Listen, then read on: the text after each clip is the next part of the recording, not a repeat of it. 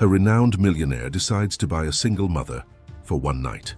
The single mother had no idea of the danger she was in. Two destinies marked by pain crossed paths, and they must decide whether to trust each other. What started as just a headline will surprise you. Follow this beautiful story until the end. The eviction notice glared at Cassidy Morgan from the kitchen counter, its red lettering seeming to pulse under the harsh fluorescent light of her small apartment in Brooklyn. She pressed her trembling fingers against her temples, trying to stave off the migraine that had become her constant companion over the past months. The walls of her modest two-bedroom apartment seemed to close in around her as she calculated the numbers in her head for the 1,000th time. No matter how she arranged them, the result was always the same: catastrophic. "Mommy, can I have some more cereal?" 5-year-old Ethan looked up at her with wide, innocent eyes, his Batman pajamas hanging loosely on his small frame. Cassidy forced a smile, ignoring the painful truth that they were down to their last box of Cheerios. "Not today, sweetie. How about some toast instead?" She ruffled his sandy blonde hair, so much like his father's, the man who disappeared from their lives 3 years ago, leaving nothing but broken promises and mounting bills. After getting Ethan settled with his breakfast, Cassidy retreated to the bathroom, locking the door behind her.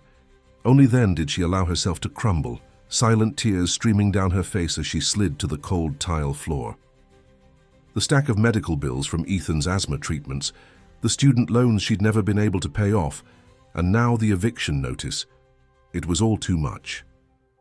Her phone buzzed with a notification, another email from a debt collector, another reminder of her failure. But beneath it was something else, an email with an intriguing subject line, a proposition that could solve your problems. Under normal circumstances, Cassidy would have deleted it immediately, assuming it was spam, but desperation made her curious. She opened it, eyes widening as she read its contents. "Ms. Morgan, I represent a client who has taken an interest in your situation.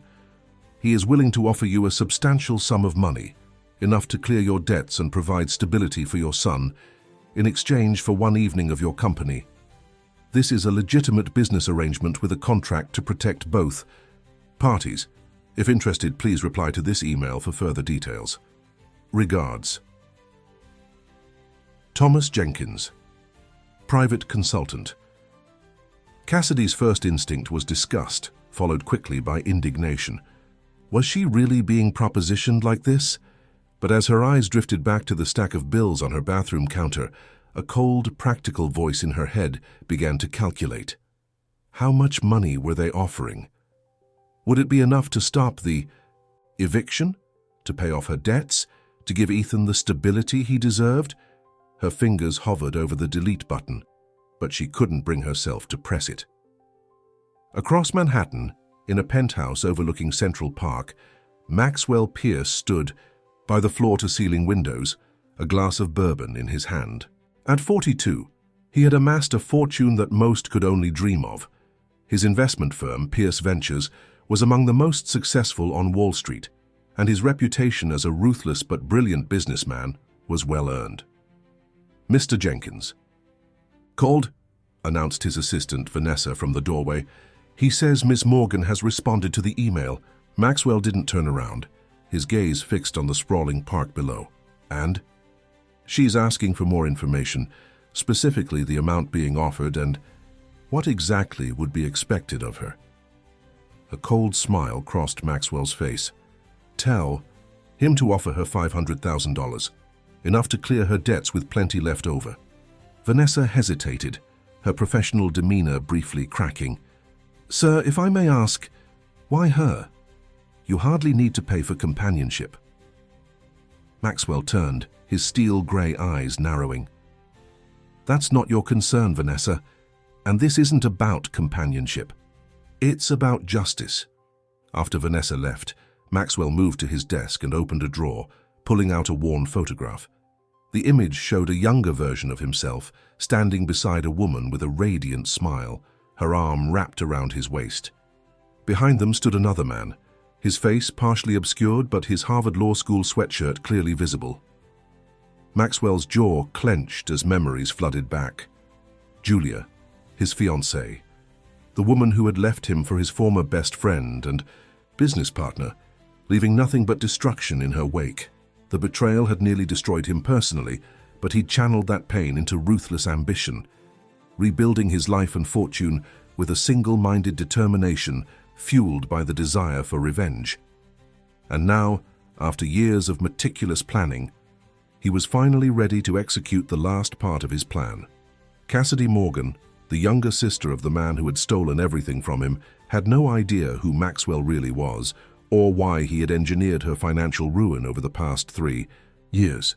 She didn't know that he was the one who had purchased her debt, who had ensured her loan applications were denied, who had systematically dismantled every opportunity that came her way. The ultimate humiliation would be having her sell herself to him for a single night, desperate enough to accept his terms without realizing she was making a deal with the architect of her misery. 3 days later, Cassidy stood outside the imposing glass and steel skyscraper that housed Pierce Ventures. Her heart hammered in her chest as she smoothed down the modest black dress she'd borrowed from her neighbor. This was insanity. She should turn around and leave. But the thought of Ethan, currently staying with her friend Lisa for the night, steeled her resolve. The contract she'd signed was clear: 1 evening of her company in exchange for enough money to change her life completely. There would be no explicit expectations of physical intimacy, though the implications hung heavy in the air. She had told herself she would decide where to draw the line when the moment came. Her dignity versus her son's future. It wasn't even a real choice. The elevator ascended smoothly to the top floor, each floor bringing her closer to a decision that would change everything. When the doors opened, Vanessa was waiting for her. "Miss Morgan, Mr. Pierce is expecting you in his office." As she was led through the sleek minimalist office, Cassidy felt increasingly out of place. Everything around her exuded wealth and power, 2 things she had never known. And then she saw him, standing with his back to her, gazing out at the New York skyline as if he owned it. Which, for all she knew, he might. "Mr. Pierce," Vanessa announced, "Cassidy Morgan is here." When he turned, Cassidy felt a jolt of recognition, though she was certain they had never met. There was something in his eyes, a coldness that seemed to cut right through her. "Ms. Morgan," his voice was deep, controlled. "Thank you for coming." "Did I have a choice?" The words slipped out before she could stop them, her defiance surprising even herself. A flicker of something, surprise perhaps, crossed his face before his expression settled back into one of cool detachment. "We all have choices, Ms. Morgan. You've made yours. Now shall we discuss the terms of our arrangement?" As he gestured toward an elegant dining setup on the other side of the room, Cassidy realized with growing unease that this evening was going to be far more complicated than she had anticipated. The way he looked at her wasn't with desire, but with something much more disturbing. It was almost as if he hated her. Dinner was an exercise in tension. Maxwell watched Cassidy pick at her food, her discomfort evident in every rigid line of her body. Good. He wanted her uncomfortable, humiliated, just as he had been when his world collapsed around him. "Tell me about yourself." "Ms. Morgan," he said smoothly, taking a sip of his wine. She looked up, wariness clouding her green eyes. "What would you like to know?" "Your family, perhaps. Do you have siblings?" The question was calculated, designed to see if she would lie. To him. "One brother," she answered after a pause.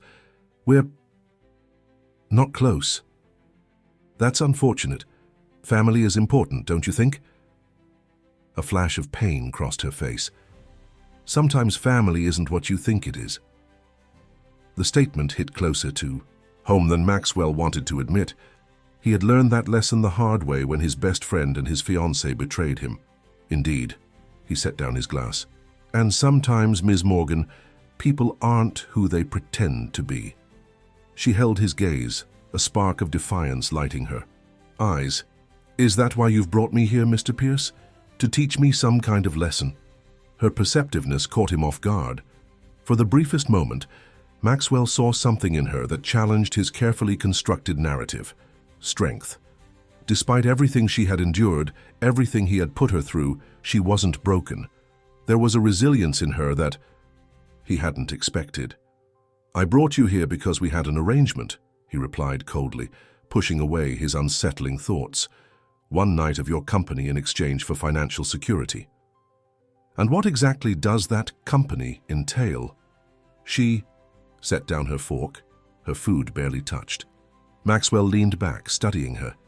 This wasn't how the evening was supposed to go. She was supposed to be desperate, compliant, willing to do anything for the money. Instead, she was challenging him, forcing him to confront the reality of what he was doing. "I believe the contract was quite clear," Maxwell said, his voice measured and cold. "I purchased your time, not your body." A flush crept up Cassidy's neck. She wasn't sure if it was relief or embarrassment. "Then why me? You could have anyone's company." Maxwell's gaze was penetrating, searching for something in her face. "Let's just say, I have my reasons." The cryptic answer hung between them like a veil, obscuring whatever truth lay behind his motives. Cassidy felt a chill despite the comfortable temperature of the penthouse. Something wasn't right here. This wasn't about desire or even power. The way he looked at her, it was personal. "You seem uncomfortable, Mr. Pierce," she observed, finding an unexpected well of courage. "For someone who paid $500,000 for an evening of conversation, you don't seem to be enjoying it much." His jaw tightened. "Maybe I expected different company." "Different how?" "Someone more aware of their circumstances." The comment stung, but Cassidy refused to show it. "You mean someone broken? Someone who would grovel for your money?" She leaned forward. "I may be desperate, Mr. Pierce, but I haven't lost my dignity." Something flickered in his eyes, surprise perhaps, or grudging respect. It vanished as quickly as it appeared, replaced by his customary coldness. "Your dignity," he repeated, the words dripping with contempt. "Tell me, Ms. Morgan, does your dignity keep your son fed? Does it pay your medical bills?" Cassidy flinched as if he'd struck her. How did he know about Ethan's medical bills? The debt collectors, certainly, but there was something in the way he said it, as if he knew exactly which buttons to push. "My son is none of your business," she said quietly, a protective fury building inside her. Maxwell's smile didn't reach. His eyes. "Everything about you is my business tonight, Cassidy. I paid for it to be." As the remainder of the dinner passed in tense silence, broken only by the occasional clinical question from Maxwell about her life, her work, her failures. Each query felt less like conversation and more like an interrogation, designed to strip away her defenses and expose her vulnerabilities. When dessert was cleared away, Maxwell led her to the living area, where floor-to-ceiling windows offered a breathtaking view of Manhattan at night. Despite her unease, Cassidy couldn't help but be awed by the vista. "Beautiful, isn't it?" Maxwell's voice came from behind her, closer than she expected. She nodded without turning. "It's like looking at another world." "It is another world. My world." His tone hardened. "A world built from the ashes of betrayal." Cassidy turned to face him, finding him just a step away. "What happened to you?" The question was spontaneous, born of genuine curiosity rather than calculation. For a moment, his mask slipped, revealing a flash of raw pain that made him seem almost human. Then it was gone, replaced by his usual impenetrable facade. "Life happened, Ms. Morgan. People lied. People betrayed. People destroyed what wasn't theirs to destroy." He reached out, his fingers lightly tracing the outline of her jaw. The touch wasn't sexual. It was assessing, as if he were trying to find some trace of someone else in her features. Cassidy stood frozen, confusion and alarm battling within her. "Who do you think I am?" she whispered. He dropped his hand, stepping away. "You're exactly who I know you to be, Cassidy Morgan, single mother, drowning in debt, sister to—" "How do you know about my brother?" Cassidy interrupted, sudden fear gripping her heart. Maxwell's smile was cold. "I make it my business to know everything about the people I deal with, including their families. The pieces began to click into place in Cassidy's mind. This wasn't random. He hadn't selected her from a pool of desperate women. He had targeted her specifically. "This is about Daniel, isn't it?" she asked, her voice barely audible. The flash of triumph in Maxwell's eyes confirmed her suspicion. "Smart girl," he murmured, "though not smart enough to see what was right in front of you. Your financial ruin wasn't bad luck, Cassidy. It was by design, my design." The room seemed to tilt beneath her feet. "What are you talking about?" "Your brother destroyed something precious to me once. I'm simply returning the favor." Maxwell moved to a sideboard and poured himself another drink. "The debts, the eviction notice, the denied loan applications, all orchestrated to bring you here tonight, to force you into this arrangement." Cassidy felt sick. "You've been manipulating my life. For what? Revenge against Daniel?" She struggled to process the cruelty of it. "Why not go after him directly?" "Oh, I did," Maxwell replied casually. "His downfall was phase 1. Watching you crumble is the finale." He studied her over the rim of his glass. "And I must say, having you sell yourself to me out of desperation, that was a particularly satisfying touch." Rage coursed through Cassidy, hot and clarifying. "You're a monster. No, Miss Morgan, I'm a businessman, and tonight's transaction is complete." He set down his glass and walked to his desk, retrieving an envelope. "Your payment, as agreed." He held it out to her, but Cassidy made no move to take it. "Keep your money. I'm not playing your sick game anymore." Maxwell's expression hardened. "Take it, unless you want your son to end up on the streets by the end of the week, or have you forgotten the eviction notice?" The reminder of Ethan was like a bucket of cold water, dousing her anger with the harsh reality of her situation. No matter how this money came to her, Ethan needed it. With trembling fingers, she snatched the envelope from his hand. "This doesn't end here," she said, voice shaking with suppressed fury. "You're right," Maxwell agreed, his tone almost pleasant. "It doesn't. But the next move isn't yours to make." 1 week later, Maxwell sat in his office, scanning the latest financial reports from Pierce Ventures. The numbers were troubling. A major investment had unexpectedly tanked, costing the company millions.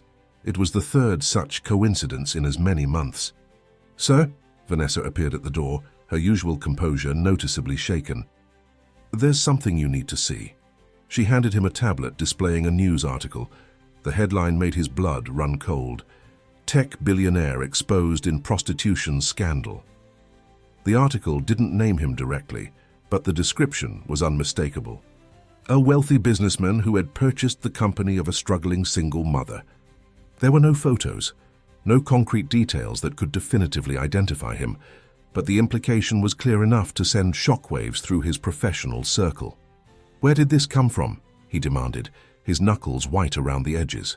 "Of the tablet." "Unknown source," Vanessa replied, "but that's not all. The Tyler acquisition fell through this morning. They cited moral concerns about the company's leadership." Maxwell's jaw clenched. The Tyler deal had been in the works for months, a cornerstone of his expansion strategy. Its collapse would cost Pierce Ventures tens of millions and shake investor confidence. "Get Jenkins in here," he ordered, "now." When Thomas Jenkins arrived 30 minutes later, Maxwell was pacing his office like a caged predator. "Was it her?" he demanded without preamble. Jenkins frowned. "Cassidy Morgan. Unlikely. The article contains details she couldn't have known." "Then?" "Who?" "I don't know, but whoever it is has resources.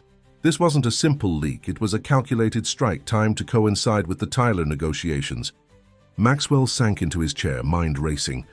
This wasn't a random attack, it was too precise, too damaging. Someone was targeting him specifically, using the same tactics he had employed against others.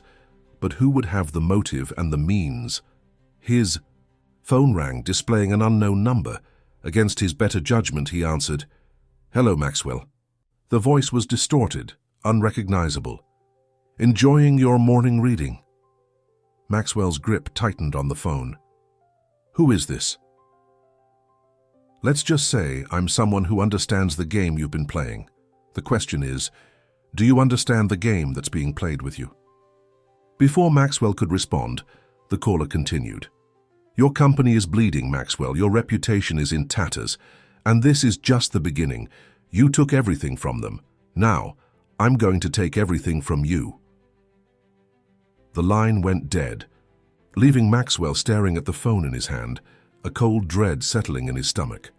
Cassidy stood in her new apartment, still unable to believe the turn her life had taken. The money from Maxwell, blood money as she thought of it, had cleared her debts and allowed her to secure a safer, more comfortable home for Ethan. She had even managed to enroll him in a better school, one with resources for children with special needs. But the victory felt hollow. Every time she looked around at their improved circumstances, she remembered the cost. Not just her dignity, but the knowledge that she had been a pawn in some twisted game of revenge. Her phone chimed with a text from an unknown number. But the message contained only a link. Against her better judgment, Cassidy clicked it.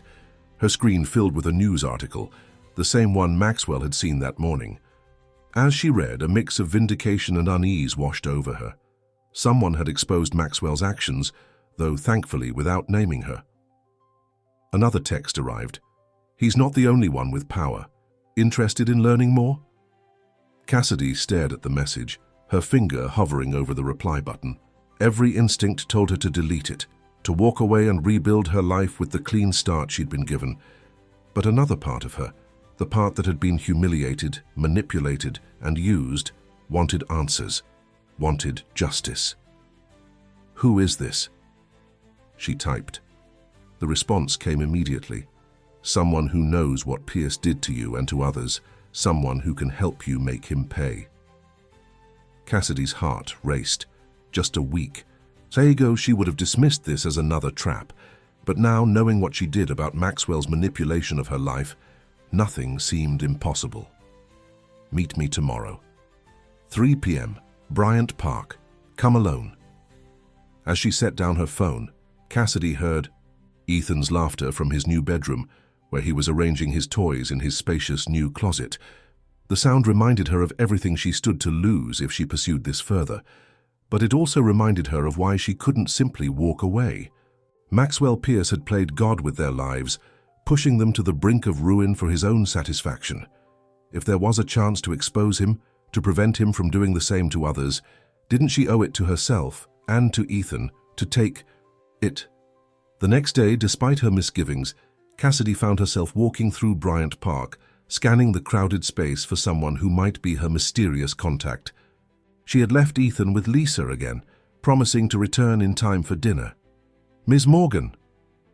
The voice came from behind her. Cassidy turned to find herself face to face with a familiar figure, Vanessa, Maxwell's polished assistant. "You." Cassidy took an instinctive step back, her body tensing. "Are you following me?" Vanessa's professional demeanor remained intact, but there was a new edge to her expression, a hint of something rebellious and determined that Cassidy hadn't noticed during their previous encounter. "Not exactly following," Vanessa replied, her voice low. "I'm the one who texted you." Cassidy glanced around the park, half expecting to see Maxwell or his security team closing in. "Why would you reach out to me? You work for him." "For now." Vanessa gestured to a secluded bench partially hidden by a cluster of ornamental cherry trees. "We should sit. What I have to tell you can't be overheard." Curiosity overriding caution, Cassidy followed her to the bench. As they sat, Vanessa pulled out her phone, tapped a few buttons, and a soft, static hum emanated from it. A signal jammer. Cassidy realized with surprise. "What I'm about to share puts us both at risk," Vanessa began, her polished facade cracking to reveal genuine anxiety. "Maxwell Pierce isn't just your ordinary ruthless businessman.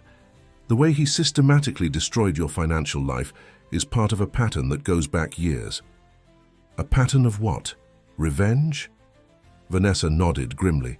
"He calls it justice, but it's revenge, pure and simple, and it's not just directed at your brother. There are others, at least 5 people I know of, whose lives he's methodically dismantled." The revelation sent a chill through Cassidy. Why? What did they all do to him? They were connected to 2 people, Julia Harrington and Richard Coleman. The names meant nothing to Cassidy. Who are they? Julia was Maxwell's fiancée 8 years ago. Richard was his best friend and business partner. Vanessa's expression darkened. Julia left Maxwell for Richard a week before their wedding, and Richard simultaneously executed a business maneuver that cost Maxwell control of his first company. The double betrayal nearly destroyed him. Cassidy struggled to process this information. What does that have to do with my brother? Daniel Morgan was Richard's lawyer. He helped structure the deal that pushed Maxwell out. Vanessa's gaze was steady. In Maxwell's mind, anyone who helped Richard and Julia deserves to suffer. So he's been destroying people's lives because of something that happened 8 years ago? Cassidy's disbelief was tinged with horror. That's insane. Insane but methodical. Vanessa reached into her bag and withdrew a thin file. Look at these. Inside were documents detailing the systematic financial destruction of several individuals. A professor who lost his tenure, a doctor whose medical license was suspended, a small business owner driven to bankruptcy, all connected in some way to Richard Coleman or Julia Harrington. How did you get these? Cassidy whispered, horrified by the evidence of Maxwell's vendetta. I've been gathering information for months, Vanessa admitted, ever since I realized what he was doing. I didn't sign up to be part of someone's personal revenge squad. But why come to me? Why now? Vanessa hesitated. Because things have changed. Maxwell isn't the only one executing a calculated plan anymore. Someone is doing to him exactly what he did to all of you, and whoever it is, they're good at it. Cassidy thought of the news article exposing Maxwell. The prostitution scandal? That's just the beginning. 3 major deals have collapsed. His biggest investors are getting nervous calls suggesting an audit. His personal bank accounts are being flagged for suspicious activity. Vanessa leaned closer.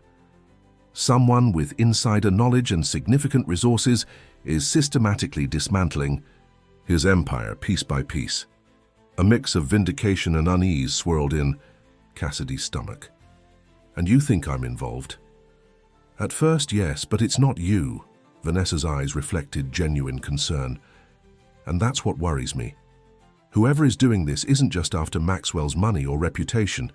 The pattern suggests they want to destroy him completely, and they don't seem concerned about collateral damage. Cassidy frowned. Collateral damage? What do you mean? Maxwell's housekeeper disappeared 3 days ago. His personal attorney was hospitalized yesterday, after his car brakes mysteriously failed. Vanessa's voice dropped even lower. And this morning I received this. She handed Cassidy her phone. On the screen was a photo of Ethan at his new school, playing on the playground. The message beneath it was simple. Stay out of the way, or he's next. The world seemed to tilt beneath Cassidy. Oh my God, she gasped, a primal fear seizing her heart. Who sent this?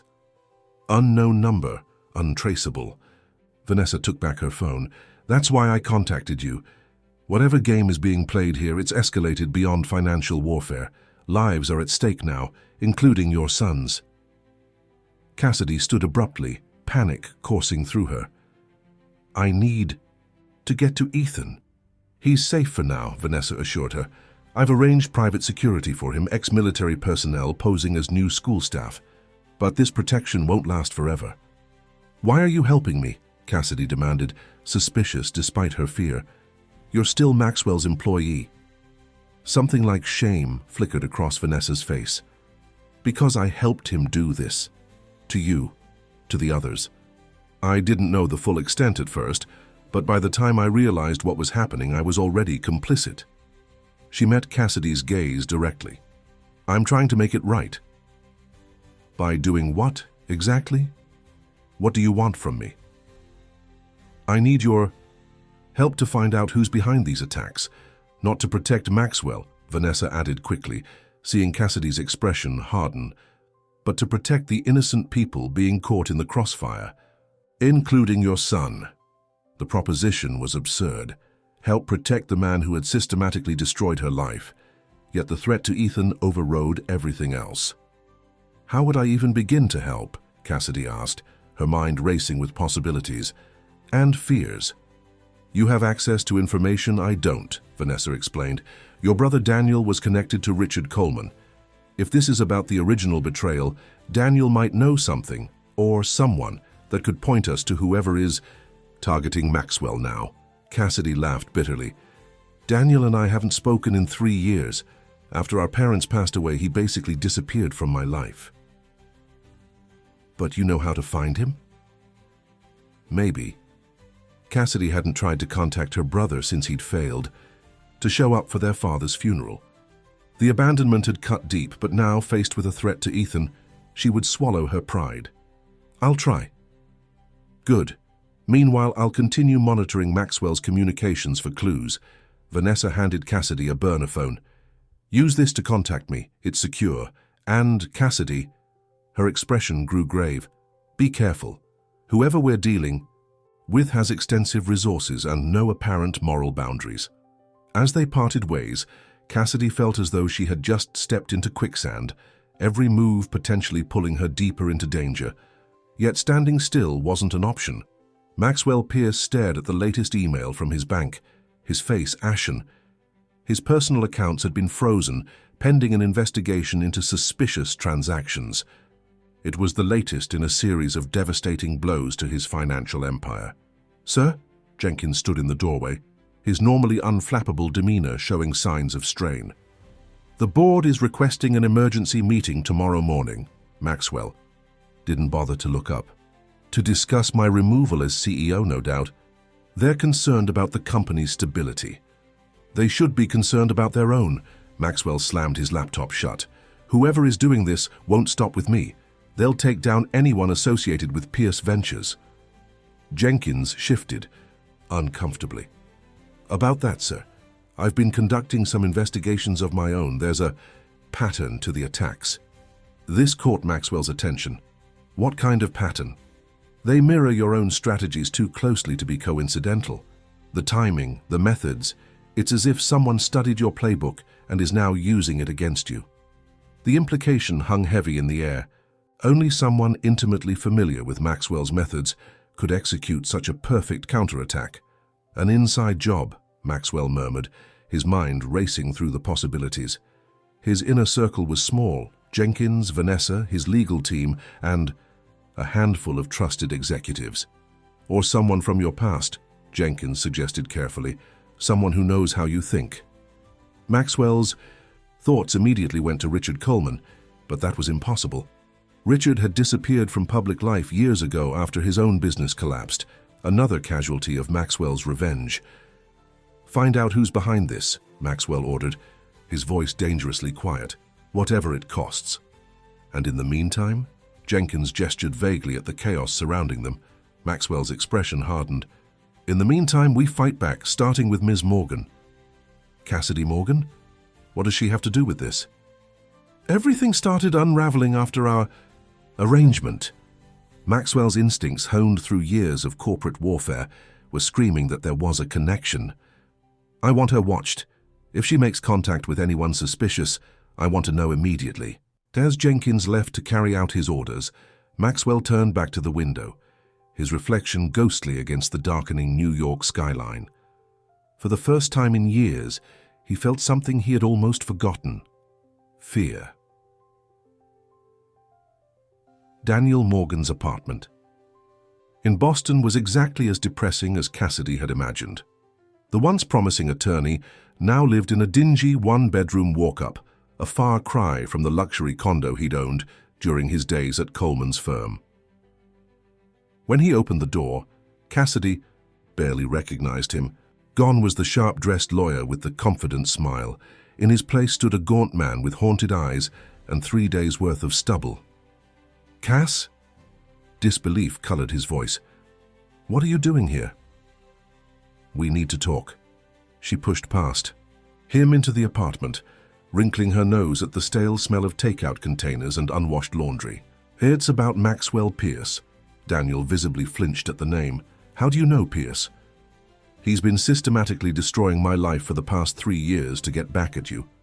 The accusation came out harsher than she'd intended, but years of bottled resentment couldn't be contained, thanks to your connection to Richard Coleman. Daniel sank onto his worn couch, his expression a mix of guilt and resignation. So he found you too. I wondered when he would. You knew? Cassidy's voice rose in incredulous anger. You knew he might come after me and you didn't warn me.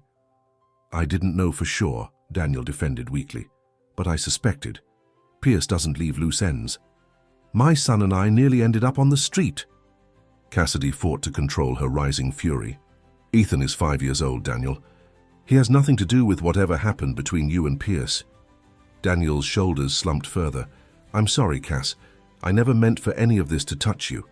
After what Pierce did to everyone else connected to Richard, I tried to disappear, to sever all ties, including with you. I thought it would keep you safe. The admission stunned Cassidy into momentary silence. Her brother hadn't abandoned her out of indifference. He'd been trying to protect her. It didn't work, she said finally, her anger tempered by this new understanding.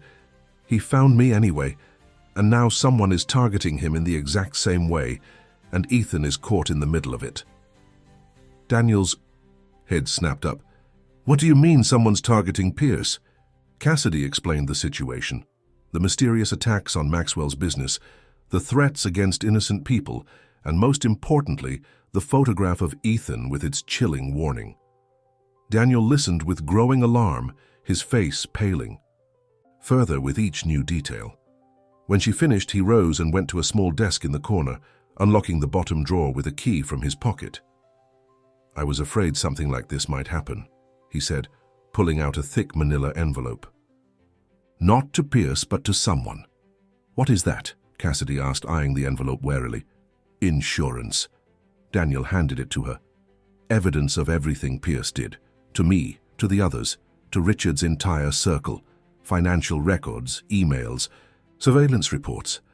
I've been collecting it for years, even as my own life fell apart. Cassidy opened the envelope, scanning the first few documents with mounting disbelief. This is extensive. Pierce wasn't just seeking revenge, he was making an example of us. Daniel rubbed his face wearily. But this new threat, it doesn't make sense. Richard disappeared years ago after losing everything. Julia, he hesitated. What about Julia? Daniel's expression darkened. She couldn't handle the pressure. The constant attacks, the personal and professional destruction. She took her own life 3 years ago. The revelation hit Cassidy like a physical blow. My God, and Pierce knows. This? He knows. It didn't stop him. If anything, it made him more determined to destroy everyone else connected to them. Daniel paced the small room, agitation evident in every movement. But who would have the resources and knowledge to turn? His tactics against him now? Someone who studied him, Cassidy suggested. Someone who had access to his methods. Daniel stopped abruptly, a new thought dawning on his face. Or someone who was helping him all along. What do you mean? Pierce couldn't have orchestrated all this alone. He would have needed help. Legal experts, financial analysts, people to do the actual dirty work while keeping his hands clean. Daniel's eyes narrowed in thought. Someone close to him, someone he trusted with his darkest secrets. The implication landed heavily between them. You think it's an inside job?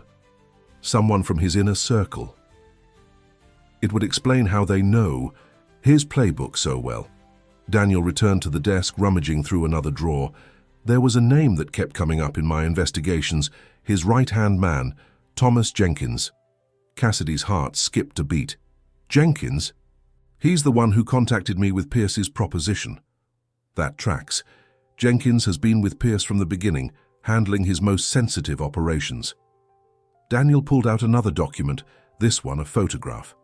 It showed Jenkins entering a building, his face partially obscured, including some that might be legally questionable. Cassidy studied the photo. You think Jenkins might be behind the attacks on Pierce? Or he knows who is. Daniel handed her another file. Jenkins has his own interesting history. Before joining Pierce, he worked for Richard Coleman. He switched sides right after the betrayal. A double agent? The possibility sent Cassidy's mind racing. Maybe. Or maybe just an opportunist who saw a better deal with Pierce. Daniel sat beside her, his expression grave. "But there's something else you should know about Jenkins. He's not just an employee, he's Pierce's half-brother." Cassidy stared at him in shock.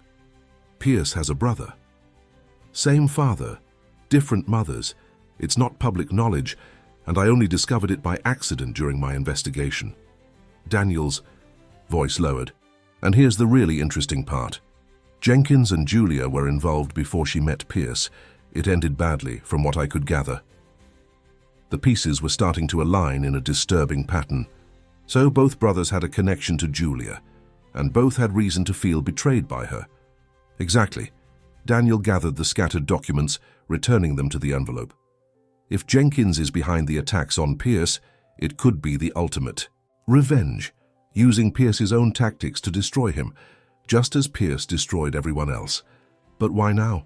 Why wait all these years?" Daniel shrugged.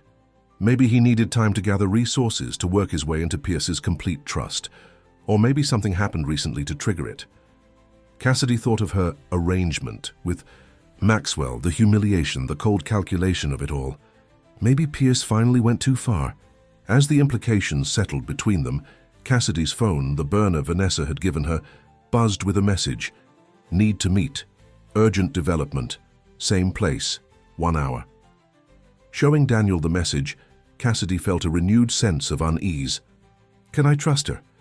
Daniel's expression was grim. "You can't trust anyone in Pierce's orbit, but right now she might be your best chance at keeping Ethan safe. What about you? Will you help?" Daniel hesitated, conflict evident in his eyes. "Pierce destroyed my career, my reputation, everything I worked for. Part of me wants to stay as far away from this as possible." He sighed, resignation mixing with resolve. "But you're my sister, and Ethan is my nephew. I won't abandon you again." The admission brought unexpected tears to Cassidy's eyes. For years, she had believed Daniel simply didn't care enough to stay in her life.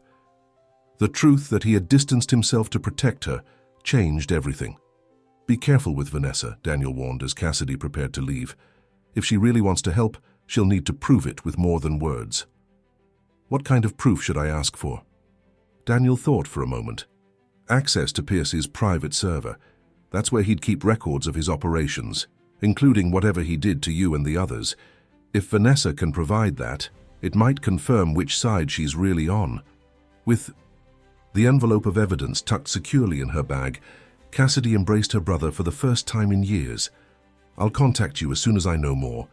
As she left the apartment, neither of them noticed the darkened sedan parked across the street, its lone occupant speaking quietly into a phone.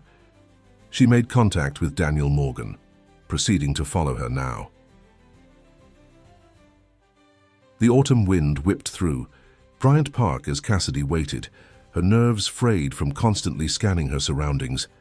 Every passing stranger seemed a potential threat, every casual glance in her direction a possible surveillance.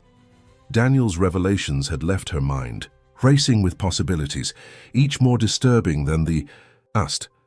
When Vanessa finally appeared, her normally impeccable appearance was noticeably disheveled. Her hair was pulled back in a hasty ponytail, and she wore sunglasses despite the overcast day. "We need to move," she said without preamble, gripping Cassidy's elbow and steering her toward the exit. "We're being watched." "By who?" Cassidy resisted slightly, remembering Daniel's warning about trust. "Jenkins' people." Vanessa kept walking, her pace brisk but not panicked. "He's deployed surveillance teams across the city. They followed you to your brother's place in Boston." The revelation sent a chill through Cassidy. "How do you know that?"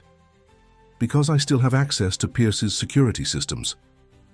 Vanessa guided them into a crowded coffee shop, choosing a table in the back corner where they could see both the entrance and the rear exit. "For now at least, but things are escalating faster than I anticipated." Once they were seated with their coffees, Vanessa leaned forward, keeping her voice low. "Pierce suspects an inside job. He's ordered complete security protocols, new access codes, limited server access, full background checks on all personnel. It's only a matter of time before he realizes I've been gathering information." "Why should I believe you're not working for him right now?" Cassidy challenged. This could all be part of his game. Vanessa removed her sunglasses, revealing eyes rimmed with exhaustion and something that looked suspiciously like fear. Because of this, she slid a flash drive across the table.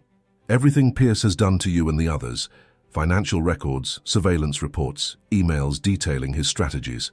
It's all there, including his plans for your arrangement. Enough evidence to destroy him legally and publicly. Cassidy stared at the small device, Daniel's words echoing in her mind. My brother said if you were truly on my side, you'd give me access to Pierce's private server. A flicker of surprise crossed Vanessa's face. Your brother is well informed. She tapped the flash drive. This is better than access. It's a complete data extraction. Cassidy pocketed the drive, still wary. Why are you really doing this?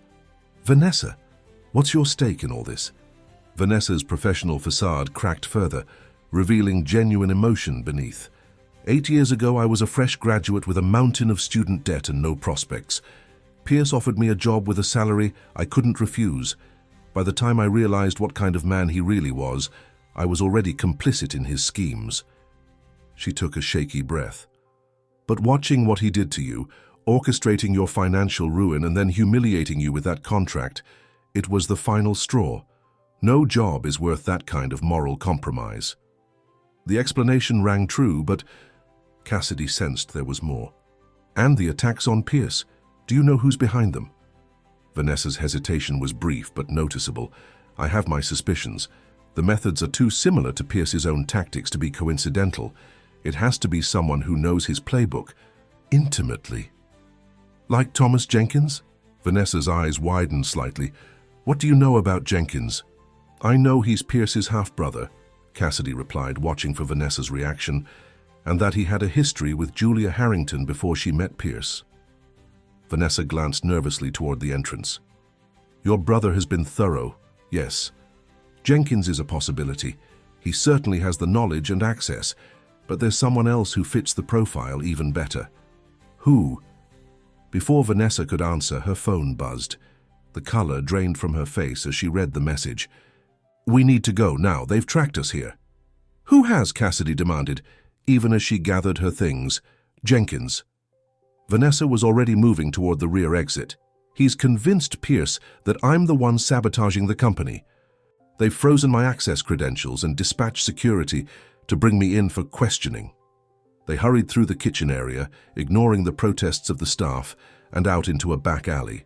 Vanessa led them through a maze of service corridors and side streets, her familiarity with the area suggesting this escape route had been planned in advance. Where are we going? Cassidy asked, struggling to keep pace. Somewhere safe, Vanessa replied tersely. A place Pierce doesn't know about. 20 minutes later, they arrived at a nondescript apartment building in the East Village. Vanessa used a keycard to access the service entrance, then led Cassidy to a freight elevator that took them to the top floor. The apartment they entered was small, but immaculately maintained, with sparse modern furniture and windows overlooking the city.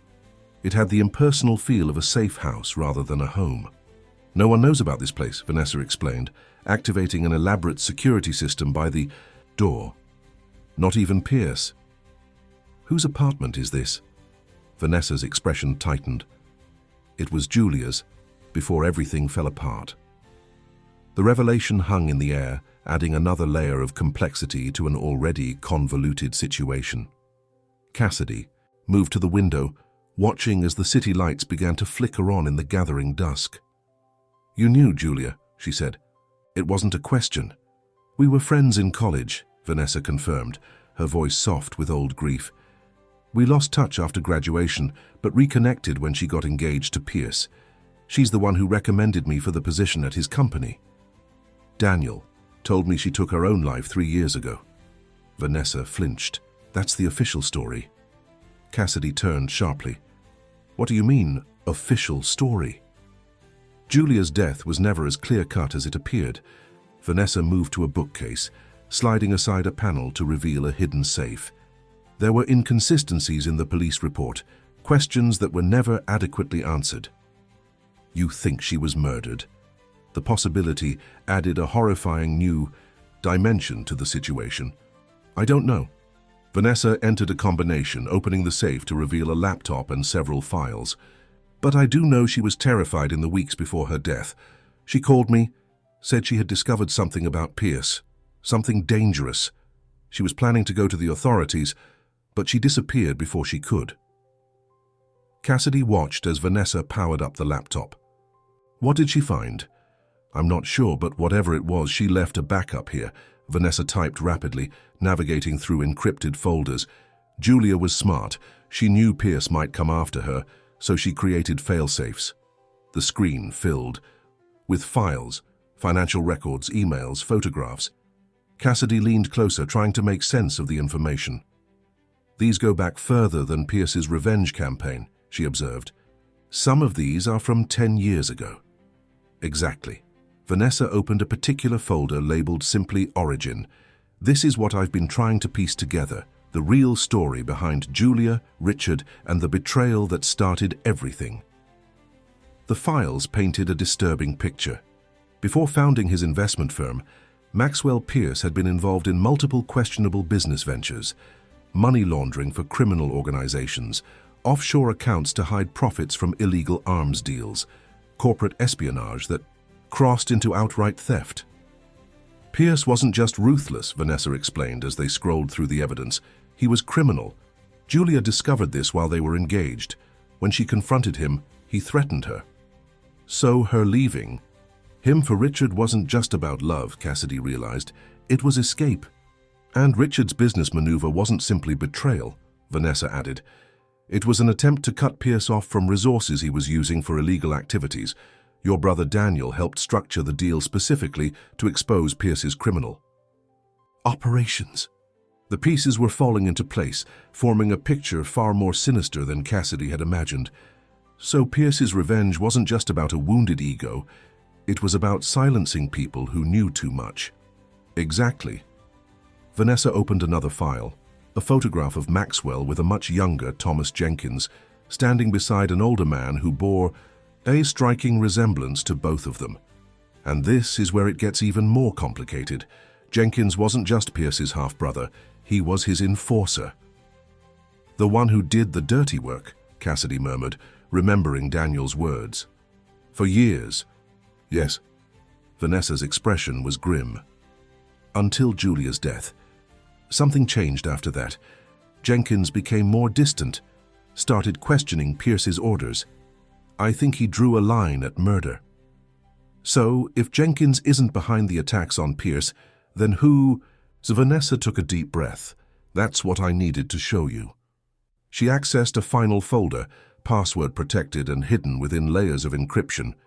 When it opened, Cassidy gasped. On the screen was a series of surveillance photos of her. Cassidy at her old apartment, at Ethan's school, at her previous job. But these weren't taken by Pierce or his people. The timestamp showed they predated her financial troubles by months. I don't understand, Cassidy whispered, a chill running down her spine.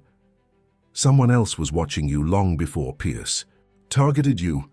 Vanessa scrolled to the final image, a photograph of Cassidy at her parents' funeral standing apart from Daniel. In the background, partially obscured but unmistakable, was a face Cassidy recognized from other photos they had just viewed. Richard. Coleman, she breathed. But how? Why? That's what I've been trying to figure out. Richard supposedly disappeared after his business collapsed, but these photos suggest he's been monitoring you, possibly protecting you in some way. Protecting me? He didn't stop Pierce from destroying my life. Or maybe he did, in ways you don't realize. Vanessa looked at her intently. Think about it, Cassidy. For all the financial hardship you endured, you and Ethan always had a roof over your heads. The eviction notice came at exactly the point where Pierce needed leverage to force you into his arrangement. Not before. The implications stunned Cassidy. You think Richard has been... What? Watching over me? I think he's been playing a longer game. Vanessa closed the laptop, her expression troubled. And I think Pierce's arrangement with you wasn't just about humiliating Daniel's sister. It was a trap, designed to draw Richard out of hiding. The revelation landed like a physical blow. I was bait. We both were. Vanessa's phone chimed with an alert from her security system. Her face paled as she checked the notification. They've found us. Jenkins and Pierce's security team. They're entering the building now. Panic surged through Cassidy. What do we do? There's a fire escape through the bedroom window. Take the laptop and the flash drive. Get to your brother. Vanessa was already moving, gathering essential items into a small bag. There's a car in the garage level, registered under a different name. The keys are in this bag along with cash and a new phone. What about you? I'll hold them off, buy you some time. Seeing Cassidy's hesitation, Vanessa added, This isn't your fight, Cassidy. Get to safety. Protect Ethan. It became my fight. When Pierce targeted me, Cassidy argued, even as she took the bag, I can't just run and leave you to face them alone. You're not running. You're completing the mission. Vanessa pressed a small object into Cassidy's hand, a key. This opens a safety deposit box at First National Bank on Lexington, box 447. Everything Julia collected on Pierce is there, enough evidence to bring him down permanently. That's what you need to focus on now. A heavy pounding on the apartment door punctuated her words. Vanessa, we know you're in there. Open up. Jenkins' voice was muffled but unmistakable. Go, Vanessa urged, pushing Cassidy toward the bedroom. Now. With one last conflicted look, Cassidy hurried through the bedroom and out onto the fire escape, the precious laptop clutched against her chest. As she descended the metal stairs, she heard the apartment door burst open above her, followed by angry voices. She reached the alley behind the building, just as a series of black SUVs pulled up to the front entrance. Keeping to the shadows, Cassidy made her way to the garage, located the car Vanessa had mentioned, a nondescript sedan with tinted windows, and slipped inside. Her hands shook as she inserted the key into the ignition. The events of the past weeks had spiraled beyond anything she could have imagined. What had begun as a desperate financial arrangement had revealed itself as part of a complex web of revenge, betrayal, and secrets spanning nearly a decade. As she navigated through side streets, carefully avoiding the main thoroughfares where Pierce's security might be watching, Cassidy's mind raced with questions. Was Richard Coleman really alive and watching over her? Was he the one systematically dismantling Pierce's empire? And if so, what did that mean for her and Ethan? She dialed Daniel's number on the new phone, relieved when he answered immediately. Cass? Where are you? Driving, but I don't think I should come back to your place. Pierce's people followed me there earlier. I know. I've already moved to a backup location. Daniel gave her an address in Cambridge. Meet me there. And Cass, be careful. Things are escalating rapidly. How do you know that? Daniel's voice was grim. Because I just got a call from Richard Coleman. The revelation nearly caused Cassidy to swerve off the road. Richard is alive and in contact with you? Very much alive and ready to end this. He says it's time for the final phase. Daniel hesitated. He wants to meet you, Cass. He says you're the key to everything. As Cassidy absorbed this bombshell, her phone chimed with a message from an unknown number. When she checked it at the next stoplight, her blood ran cold. It was a photo of Ethan, asleep in his bed at Lisa's apartment, taken within the last hour. The message beneath it was chilling in its simplicity. Game over, Pierce Towers, midnight. Come alone or he's gone forever. The Pierce Ventures building loomed against the night sky, its illuminated upper floors like a lighthouse, beckoning Cassidy toward an uncertain fate. Security was surprisingly absent as she entered the lobby, the usual front desk guards nowhere to be seen. The elevator required a key card, but when she approached, the doors slid open automatically. Someone was expecting her, watching her through the building's security cameras, controlling her movements. As the elevator ascended to the top floor, Cassidy's mind replayed the frantic events of the past few hours. After receiving the threatening message, she had called Lisa in a panic, only to find her friend unconscious and Ethan missing from the apartment. The emergency response team had assured her that Lisa would recover, but Ethan remained gone. Taken by unknown assailants, while the security Vanessa had arranged lay incapacitated outside. Daniel had insisted on coming with her, but the follow-up message had been explicit. Any sign of police or anyone accompanying her would result in immediate consequences for Ethan. So here she stood alone, armed only with Julia's laptop and the flash drive containing evidence of Pierce's crimes, bargaining chips she hoped would be enough to secure her son's safety. The elevator doors opened directly into Pierce's penthouse office, revealing a scene that momentarily stunned her. Maxwell Pierce sat behind his desk, his usual confident demeanor replaced by a haggard exhaustion. Thomas Jenkins stood beside him, his expression unreadable, and seated comfortably on the leather sofa across from them, holding a sleeping Ethan. In his arms was a man Cassidy recognized from photographs, Richard Coleman. "Ms. Morgan," Richard greeted her, his voice surprisingly gentle. "I apologize for the dramatic summons, but it was necessary to bring this situation to its conclusion." "Give me my son," Cassidy demanded, stepping forward. "Of course." Richard carefully transferred the sleeping child to her arms. Ethan stirred briefly before settling against her shoulder, apparently unharmed. Relief washed through her like a physical force. "He's fine," Richard assured her. "Just sleeping. We gave him a mild sedative to keep him calm during transport. He'll wake in an hour or so with no ill effects." Cassidy clutched Ethan tighter, her relief giving way to fury. "You drugged my child? Used him as leverage? How does that make you any better than Pierce?" "It doesn't," Richard admitted, surprising her with his candor. "But sometimes the end justifies the means, and in this case the end is finally in sight." Maxwell Pierce laughed bitterly from behind his desk. "Still the same self-righteous bastard, Richard, even after all these years. And you're still the same criminal hiding behind a veneer of legitimacy," Richard countered smoothly. "Though that veneer has worn rather thin lately, hasn't it?" Jenkins stepped forward. "Enough, we're not here for your mutual recriminations. We're here to end this. All of it." "End it how?" Cassidy asked, instinctively moving toward the nearest exit, Ethan secure in her arms. "With the truth," came a new voice from the elevator.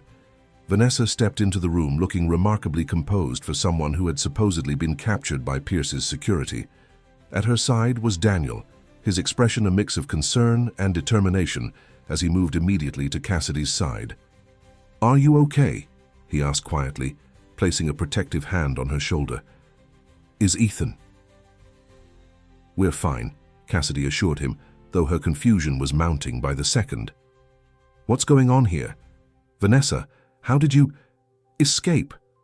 Vanessa completed her question with a small smile. "I didn't need to. Jenkins let me go."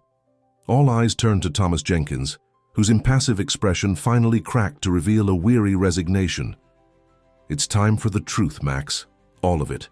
No more games, no more revenge, no more innocent people caught in the crossfire." Pierce's face contorted with rage. "You betrayed me? My own brother?" "I stopped following your orders blindly," Jenkins corrected. "There's a difference." "Jenkins has been working with me for the past 3 years," Richard explained, addressing Cassidy directly. "Ever since Julia's death." "Murder," Vanessa amended sharply. "Let's call it what it was." "Yes," Richard's expression darkened. Her murder was the final line, the point where Jenkins realized his brother had gone too far. "You have no proof I had anything to do with Julia's death," Pierce snarled, his composure crumbling entirely. "Actually, we do." Daniel stepped forward, setting his briefcase on Pierce's desk and opening it to reveal a stack of documents. "Julia was more thorough than you gave her credit for, Max. She documented everything, including your threats when she tried to leave you. And I've spent the past 3 years gathering the rest," Jenkins added. "Every illegal transaction, every act of financial sabotage against your targets, every violation of federal law, it's all documented." Cassidy looked between the assembled players, struggling to make sense of the elaborate scheme that had apparently been unfolding around her. "So the attacks on Pierce's business, the systematic dismantling of his empire, that was all you working together?" "A coordinated effort, Richard." "Confirmed." Jenkins provided inside information, Daniel contributed legal expertise, Vanessa managed the operational details. But why me? Cassidy demanded, the central question still unanswered. Why drag me and my son into this? Because you were always part of Pierce's plan, Richard explained, his expression softening. He targeted you specifically because of your connection to Daniel, yes, but also because of your connection to Julia. What? Cassidy looked between them in confusion. I never met Julia. But she knew you, Vanessa said gently. She kept tabs on you through Daniel. In fact, she was the one who set up the trust fund for Ethan's education before she died. This revelation stunned Cassidy into momentary silence. The anonymous college fund deposit? That was from Julia? Daniel nodded. She admired your independence, your refusal to ask for help, even when things were tough. She saw something of herself in you. Which is exactly why Pierce targeted you, Jenkins interjected. He knew about the connection. He knew destroying you would be the perfect bait to draw Richard out of hiding. And it worked, Richard acknowledged. When I learned what he was doing to you, I couldn't stay in the shadows any longer. But I couldn't move openly either, not without endangering you further. So we created this plan. The plan to destroy Pierce using his own tactics, Cassidy realized. And my arrangement with him was part of it. A calculated risk, Vanessa admitted. We knew he would approach you eventually. We needed him to believe his plan was working, that he was in control. So you let me go through with it? Cassidy's voice rose in indignation. Let me believe I was selling myself to this monster. We were monitoring everything, Daniel assured her quickly.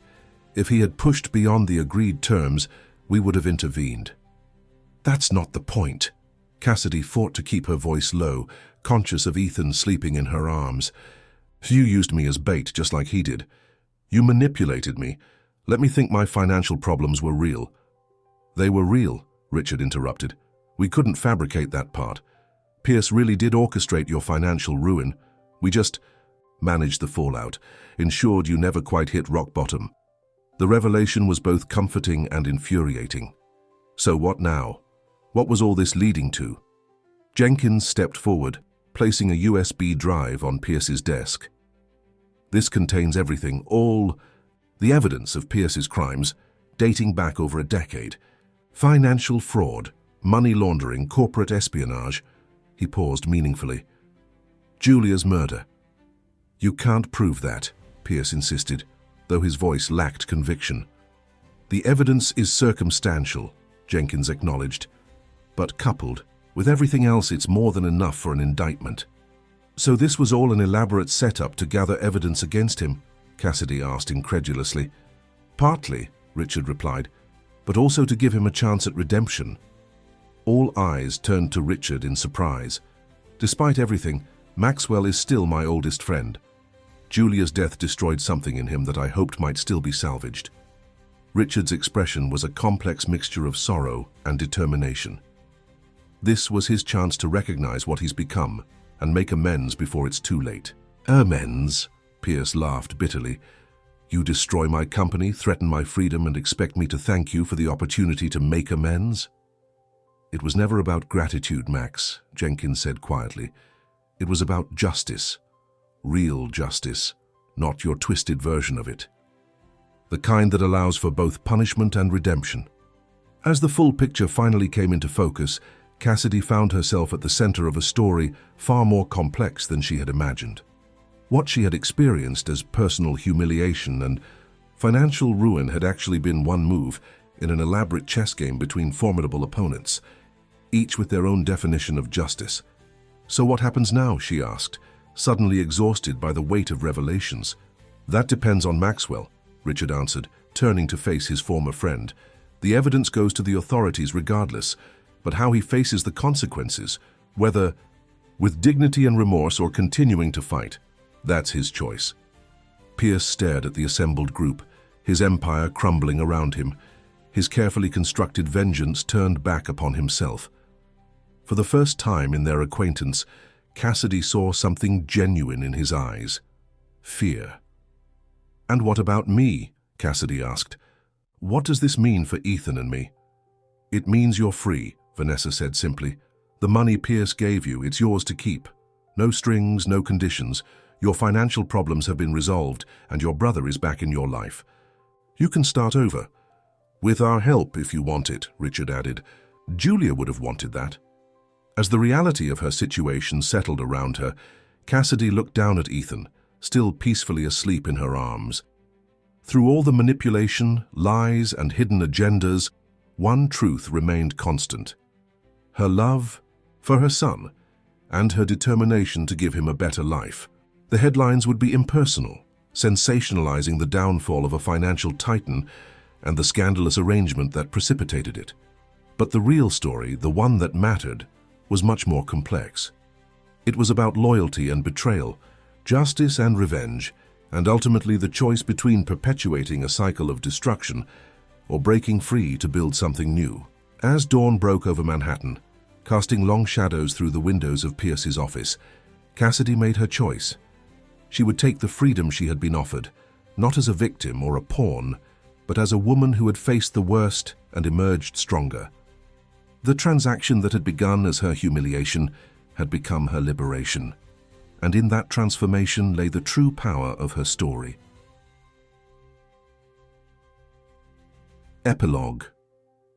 1 year later, the coffee shop in Brooklyn's Dumbo district hummed with the gentle background, noise of casual conversations and the hiss of espresso machines. Cassidy Morgan sat by the window, watching the Manhattan skyline across the East River, the morning sun glinting off glass and steel. The view was spectacular, but it no longer intimidated her as it once had. More coffee. The friendly barista approached with a pot. Please, Cassidy smiled, pushing her cup forward. A year ago, she would have hesitated at the indulgence of a second cup in a trendy coffee shop. Now, such small pleasures were part of her new normal. Her phone buzzed with a notification. Daniel had sent a photo of Ethan at his karate lesson, the 6-year-old beaming proudly in his new white uniform. The caption read, "Someone earned his yellow belt today." Cassidy's heart swelled with pride. The past year had transformed not just her circumstances, but her relationships as well. Daniel was now a constant presence in their lives, the years of estrangement forgotten as they rebuilt their family bond.